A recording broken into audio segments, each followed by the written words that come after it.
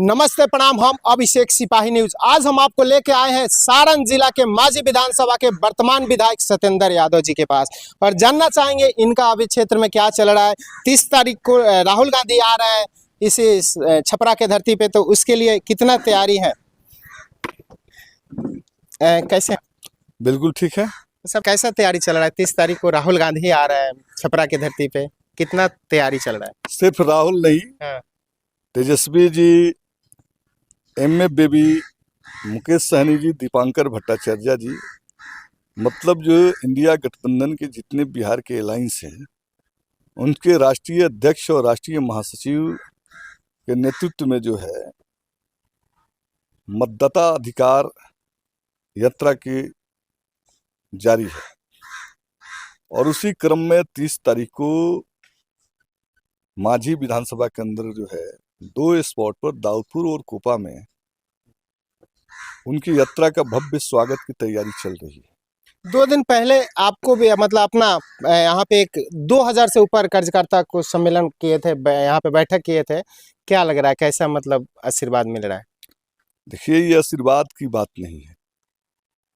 एक कार्यकर्ता तो पार्टी के आंतरिक बैठक होती है, तो माझी के अंदर जो सीपीआईएम के 3000 जो रजिस्टर्ड जो मेंबर हैं उनकी बैठक बुलाई गई थी और उस बैठक के अंदर जो है मतदाता अधिकार यात्रा पर भी हम लोगों ने चर्चा की।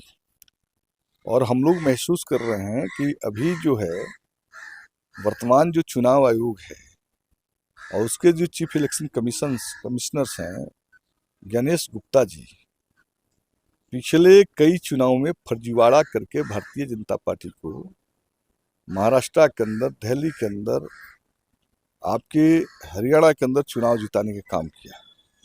ईवीएम के चिप को मैनिपुलेट करके भाजपा को मदद किया जा रहा है।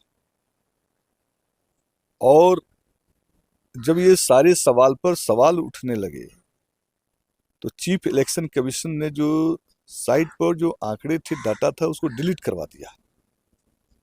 जो विजुअल्स कैमरा में जो आए थे, जो वीडियोज, उसको डिलीट कराया और प्रेस कॉन्फ्रेंस करके जिस निहायता से, जिस बेशर्मी से राहुल गांधी द्वारा उठाए गए सवालों को जवाब दिया, वो जवाब जो है न तार्किक था, न तथ्यात्मक था।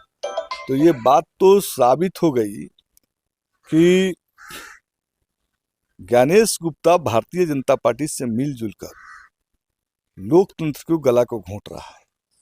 और ऐसी परिस्थिति में बिहार के अंदर चुनाव हो रहे हैं और चुनाव से पहले उसने एसआईआर को लागू कर दिया।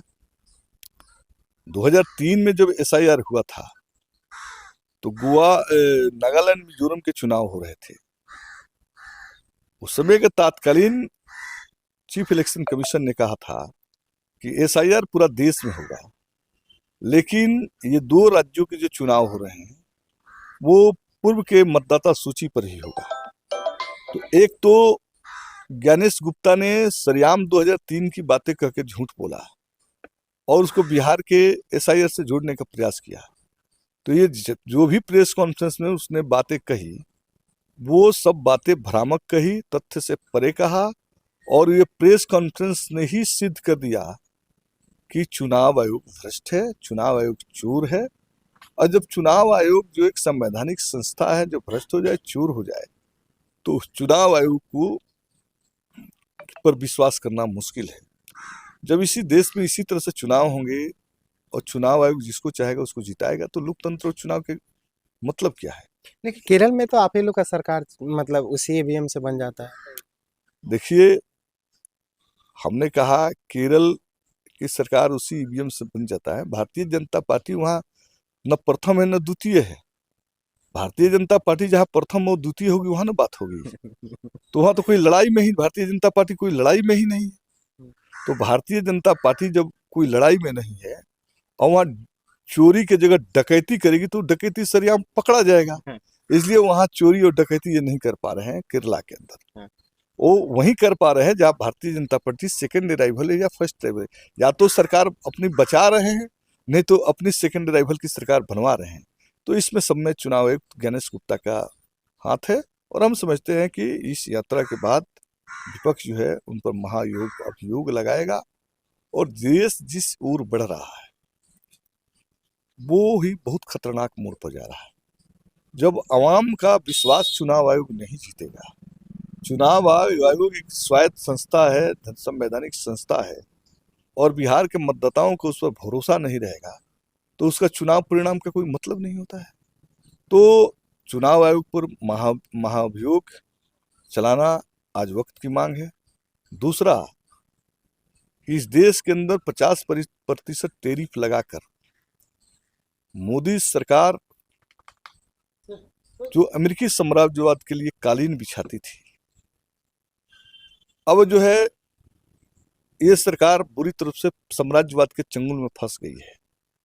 हमारे देश की अर्थव्यवस्था को तो बर्बाद कर ही रहा है, हमारे देश के स्वाभिमान को भी ट्रंप कुचल रहा है, और ये सरकार जनता से कटती जा रही है। तो दोनों ही बातें, एक साम्राज्यवाद जो हमारे देश के अर्थव्यवस्था, हमारे देश के स्वाभिमान को कुचल रहा है, एक गंभीर खतरा है, और दूसरा जो लोकतांत्रिक प्रक्रिया है उसको ज्ञानेश गुप्ता और मोदी जैसे कुचल रहा है, ये दूसरा गंभीर खतरा है।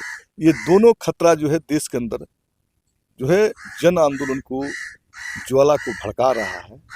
और उसी क्रम में ये जो चला है ये यात्रा जो है इसकी एक अंतिम परिणाम निकलेंगे, या तो लोकतंत्र बचेगा, नहीं तो मोदी बर्बरता से लोकतंत्र को तानाशाही में तब्दील कर देगा।